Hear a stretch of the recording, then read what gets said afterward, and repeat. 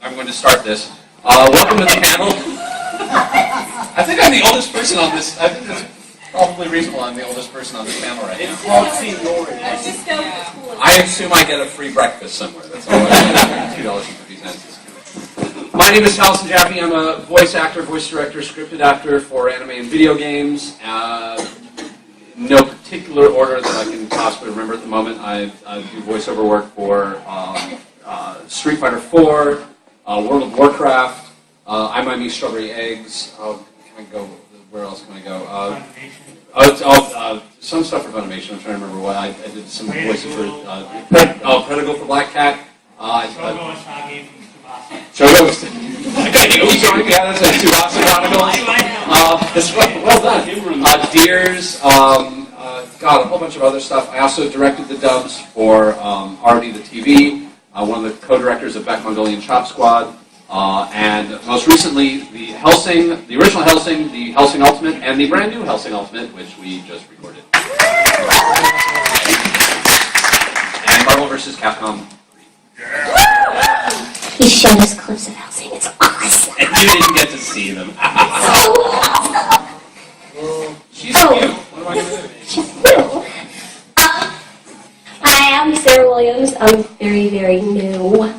I was Ayumi Togita in Squid Girl and copious additional roles. I like to go through the show and be like, that was me. Woo! It was me. Weird tan chick was me. No. I'm also Sayaka in Madoka Magica. Nice. I have a JRPG I can't talk about right now that I'm in. It's coming out soon. And I'm Peacock in Skullgirls. That's about it.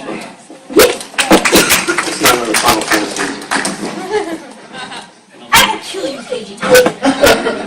Hi guys, I'm Julie Ray Goldstein. Also voice actor in anime, Eureka 7, Paradise Kiss, Nanoha, also did video games, Dumb did, like Magna Carta 2, Archonelico Koga. I also work in camera, film, TV, that kind of stuff. So.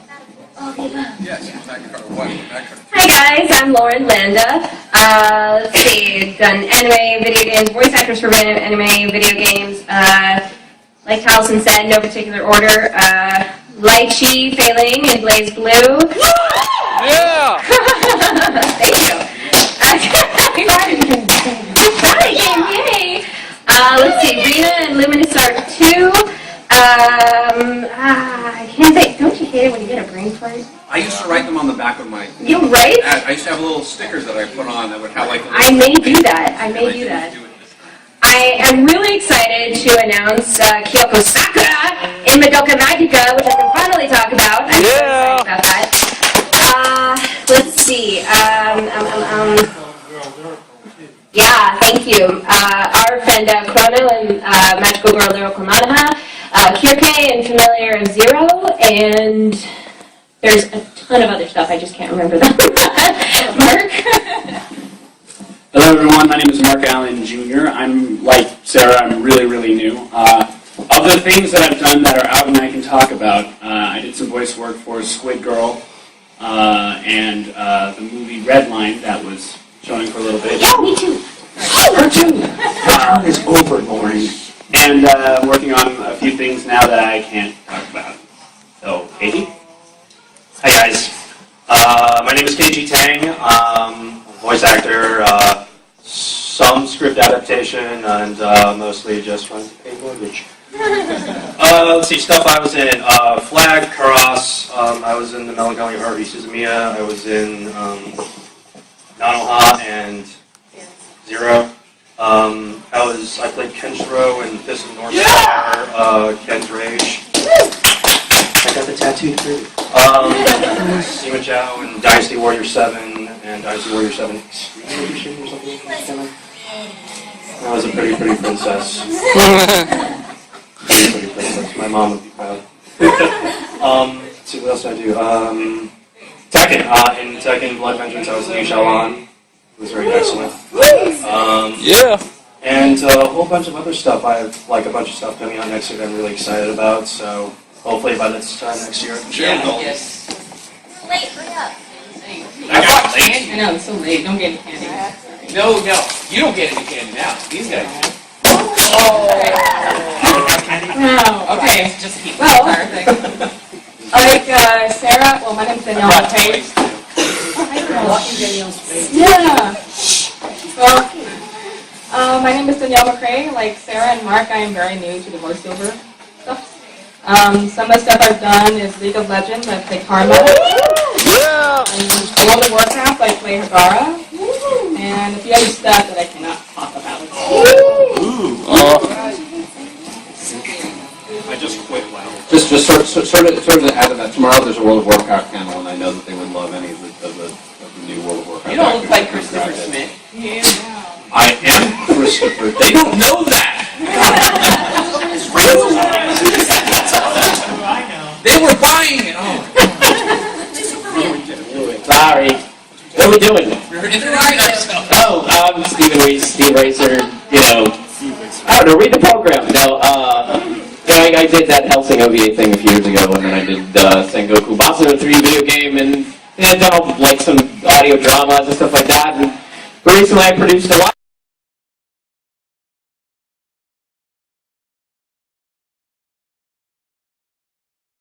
Stuff with other anime that you don't pay a lot. And there's a difference between fan art and doujinshi and piracy. Like let's be clear that hi, I knitted this little creature that looks like this creature, and some companies understand that, and in Japan they understand that. You're not going to China to have something made.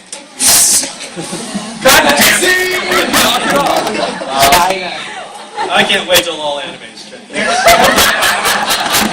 me see if I understand. That's the good part. We were talking about taking an already established character. Can you hold that lovely thing up? Character goods. There's actually, I used to run a toy store when I was younger. A Japanese toy store. That's what I did before I did this.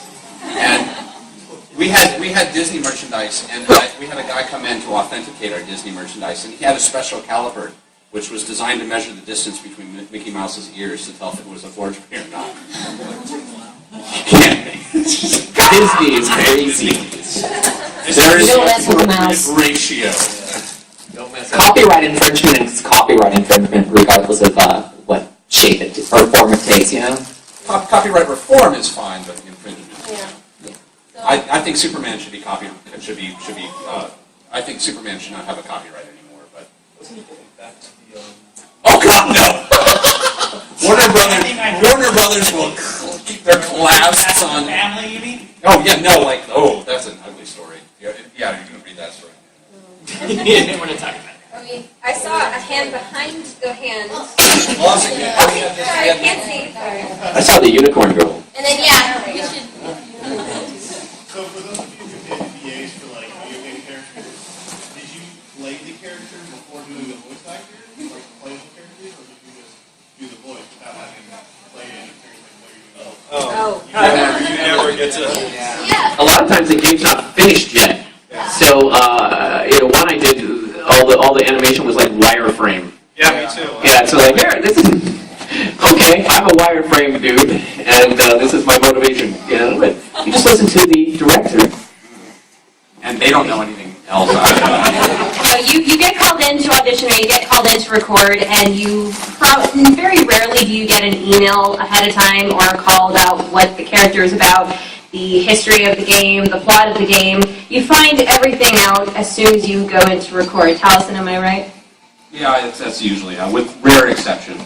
It's really funny. Every time I go in and the game's not finished, they always, for some reason, feel the need to comfort me and saying, "No, they'll look better than this. They'll look better than this." I'm like, I know. I like looking in the eye and going, why? It better be. You're lucky sometimes if you get a picture of a character. Yeah, sometimes you won't get a picture of a character. You won't even get a description. You'll just get a name of a character and nothing else. You get an Excel sheet. Like Colonel. Colonel. Go. There was a character named Colonel. I'm not going to say it. And boy, when I finally saw the character design, that was not the Colonel I was originally. Well, legacy games is the best you can do. Where it's like you come in to record something something that's already like part 5, part 6 or something, you're like, okay, then you're fortunate. But other than that, Right. You go in and you seriously just find out about the character just as you go into the booth. And the director comes in, all right, here's who you're playing, so-and-so, she's in love with so-and-so, or she's, I don't know, just any description. You find out most of the time just before you're about to record. yeah. How much time on World of Warcraft? How much time? Like from like when you figured out what you were doing, like how much time did they give you to prepare? 15 minutes. There you go. That's great. That's actually a lot. That's really You're very lucky. Yeah. It was like 30 seconds. I did, and they like didn't give me any time at all. That's It's like, oh yeah, come on in, and I didn't know what I was doing. It's like, oh, can you play like this frantic woman and other people? It's like, oh, I think. It's like, yeah, come on in. Don't like prepare, just come on in. It's like, That's another thing too with games is a lot of times you're not just playing one character. You may finish the character you were cast as, and then they'll be like, well, we've got this other merchant that we'd like you to record for, and this little fox thing. Just go ahead and do them. And you're like, okay. It's kind of true with anime too, though. Yeah. Yeah. It's fun. 15 minutes, so that's that's like cuddle time. That's 15 minutes long. Going over material. I used to cheat and call friends at the company and go, do you know what we're actually doing so I can study on the internet before I get there? Always cheat. Always cheat. That's another good rule. When you get an email ahead of time, or sometimes very rarely the studio will email you saying, well, we want you to audition for this project, or again, very rarely do they give you the title beforehand. But when you do, that's when you want to try and study and research as much as you possibly can, but that rarely ever happens. I mean, at least for me. I mean, yeah, you work with what you got. It's like if they give you a character name, if they give me a character name or something I can reasonably exploit for information, like Google, it's pretty easy to figure out actually. I've had a couple times I've gone in for things and they're like, okay, so you can do a Liverpool accent, right? And I'm kind of and I have this little file on my iPhone which has like 6 quick tapes of like emergency accents. I'll say, yeah, I can do that. Excuse me, I have to use the bathroom for now. And like do like 15 minutes of prep and come out and like, oh, sorry, I was really wrong. Okay, yeah. Go now. Yeah, for sure. Yeah. There's one video I was watching of so whenever she got a job, oh, it's not working. Air strong. I have to squeeze it.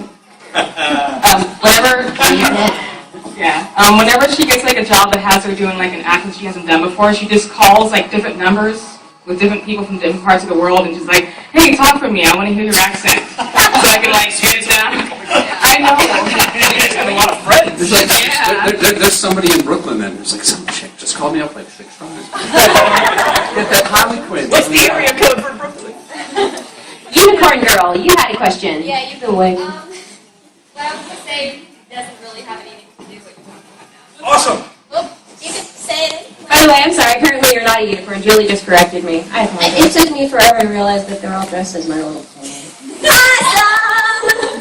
Non-second words are magic. Go ahead.